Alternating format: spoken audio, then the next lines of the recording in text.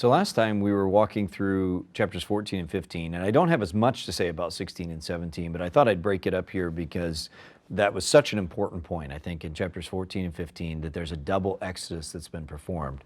16 and 17 are still part of that same narrative, but there are a couple other moves that happen leading up and preparing us for chapter 18. And particularly, a couple things I want to point out. First, starting in chapter 16, you have yet another juxtaposed story after this double exodus. Here again, we have the Pharisees and Sadducees. And if you look at 16:1, it's really explicit. They come to test him or to tempt him, not out of sincerity. It's a post-12:14 world. And they come, ironically, asking for a sign. Okay, he's just performed, especially we as readers see this, he's just performed some of the most amazing signs, well, basically all the most amazing signs you can imagine. Healing people of all sorts in 15:29 to 31. Feeding people totally miraculously in the wilderness, like the greatest of the prophets and beyond of the Old Testament, Moses and Elijah and Elisha, walking across water. It's just amazing, and yet they come asking for a sign. As readers, we're supposed to feel how ridiculous this is, really. And so Jesus responds appropriately. In 16:5, he says, 16:3 and 4, no sign will be given to you, but it's an evil and adulterous generation that seeks a sign, but no sign will be given to you except for the sign of Jonah. So he departs, which he had talked about Jonah in chapter 12. We're going to understand, of course, that it's him going into death and coming up again, metaphorically, like Jonah did. So then in 16:5, they leave this situation, and they realize, the disciples, as they're traveling, realize, we don't have any bread, which is essential, right? And so Jesus says to them in the midst of this kind of wrestling, that the fact that they forgot to get bread, he says, beware of the leaven of the Pharisees and Sadducees. And then look at verse 7 of chapter 16. They began discussing among themselves, we brought no bread. And so in their mind, they're thinking, we're not supposed to have the bread of the Pharisees and Sadducees, and we've blown it. And so Jesus knows we don't have bread, and we don't know what to do about it. And so in verse 8 then, though Jesus, who's aware of this, says, again, you of little faith, alagapistoi, you of little faith, why are you discussing among yourselves the fact that you have no bread? Do you not yet perceive or understand, the same group of words that was back in chapter 13? Do you not yet understand or perceive? Do you not remember the 5 loaves for the 5,000 and how many baskets you gathered? The 7 loaves for the 4,000, how many baskets you gathered? How is it that you fail to understand that I did not speak to you about bread? Beware of the leaven of the Pharisees and Sadducees, in verse 12. Then they understood that he did not tell them to beware of the leaven of bread, but of the teaching of the Pharisees and Sadducees. What is this interesting story doing? I think this story is pulling on that thread again of the disciples as being ones who are given understanding but are still stumbling towards understanding, because that's the main idea here. And I think it also is teaching that if you only think of things at the purely physical level, you'll miss the deeper point. Because if you think about it, that's exactly what this is saying. He brings up the 12 baskets and the 7 baskets, exactly what I brought up when it comes to the double exodus. And he brings up the fact, I can provide bread. That's not the issue. You've got to see that there's something deeper going on when I talk to you this way, that I am not talking about just physical bread. I'm talking about something much more profound. And you, as my disciples, need to be ones who read and think in that way, not at the purely physical level, but at the more spiritual and meaningful level. I think that's what that story is doing. Then that leads us right to another very crucial point in the whole gospel, in all the gospels, and that is what we call the Caesarea Philippi confession, where Peter understands who Jesus is.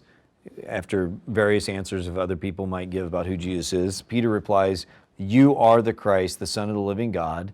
And then Jesus declares, just in accord with 11:25 and following, blessed are you, or flourishing are you, Simon, for flesh and blood has not revealed this to you, but my Father who is in heaven.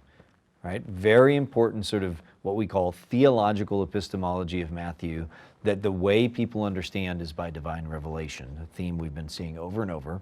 And then you have these very famous words that are particularly particularly important for Matthew. He says, and you are, in 16:18, and I tell you are Peter, which is Petros, right, in Greek, and on this rock, on this Petra, there's the play on words, I will build my church, and the gates of hell shall not prevail against it.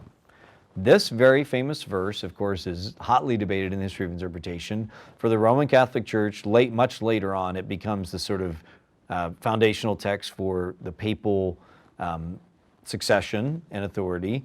Protestants kind of overreact against that, I think, and making it not about Peter at all, but instead about his confession only.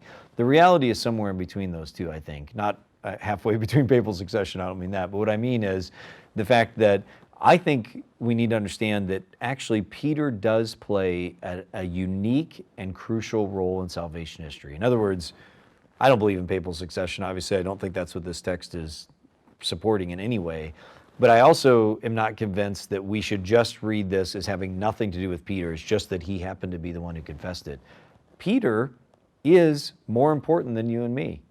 Peter is the first of the apostles. So you've got the 12 apostles are more important than anybody else in terms of the church. They're the foundation, they're the stones that the church is built on, right? My name's not on there, your name's not on there, but those 12 names are, with Jesus as the cornerstone, right? Just like the 12 tribes of Israel are important as well. So they are very important, but then even among the 12, there's the three, Peter, James, and John, and then there's the one, the first one. Peter is always listed first and is seen as the head of the disciples and the apostles. There's nothing wrong with that. We don't have to be ashamed of that. It's not any different than David or Moses or Abraham playing unique roles in salvation history, people that God has called and people that suffer greatly as a result, right? The Apostle Paul in the same boat, but people that God has called and given a special role in his working out of salvation history, one that we can't understand, and that person himself would be the first to say, I'm not worthy. But that's what Peter's role is here. He is confessing rightly by divine revelation what is true, and Jesus is also giving him honor as the first of the apostles, as the one that serves and sacrifices himself as a model, an imperfect model. He often fails in understanding, and he's going to go on to deny Jesus, for goodness sake.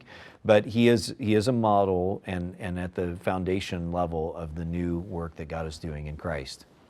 And he says, I'll give you the keys of the kingdom of heaven. Whatever you bind on earth shall be bound in heaven, and whatever you loose on earth shall be loosed in heaven. That means that you, Peter, have authority and have power to determine who is in and out of the kingdom. And of course, from a Roman Catholic perspective, that becomes overdone in the sense that it's just Peter at the pearly gates or Peter as the succession of popes. But what we need to remember is that very same promise is then going to be given to the whole church in chapter 18. The very same language of keys and binding and loosing, or binding and loosing language anyways, is going to be given in chapter 18. The point being that Peter plays this unique role in salvation history, but it's not him in and of himself as if he's magical or he's more important in the sense of that he has an authority that the whole church doesn't have. He is the first among equals of the church. The church ultimately is given the authority, this very same authority that Peter is given here as well. We'll talk about that more when we get to chapter 18. So I'm trying to offer you a nuanced view that honors what Matthew's saying and also understands it in light of church history. Then what follows in chapter 16 into 17 is a powerful juxtaposition of two themes that are the opposite and yet at the same time together are the reality of the Christian life. And those two themes are suffering and glory. Suffering and glory. What happens in the next following several stories is that Jesus begins to talk about his suffering. He begins to talk about the fact that he himself, as the Son of God, the incarnate Son of God, is going to suffer and be beaten and be misunderstood and persecuted and ridiculed and mocked and finally killed, tortured and killed. And that is what it means to be a Christian. That's what it means to do the will of God. Anyone who is going to follow after him is going to experience the same kind of persecution. That's what Matthew 5, 10 through 12 emphasized in the climactic element of the Beatitudes, suffering for righteousness' sake. And so that's the suffering part that is unexpected and disturbing. And in fact, we see the disciples are quite disturbed by this, to finally, Peter himself pulls Jesus aside and says, oh, don't talk that way. That's not what we're about here, and receives the same rebuke that Satan received, get behind me, Satan, back in chapter 4. So again, another example of Peter as this right in the same story, he's the most honored because he has the divine revelation of who Jesus is, and he's the one who then gets the strongest rebuke, "Get behind me, Satan." Again, Peter as this perfect example, a very well-rounded character of people just like you and me, who are both mixed, our experience is mixed of both blessing and foolishness at the same time. And so that's the suffering part. But then you also at the same time have probably the most glorious glorious depiction of Jesus, and that is in chapter 17 and what we call the Transfiguration. Again, on a mountain, again with Peter, James, and John, the 12, 3, and 1, the special 3 go up, and then Peter plays a certain role, a special role even in this. And Jesus meets with 2 people on this mountain, Moses and Elijah, who represent very beautifully the law and the prophets, I would suggest to you.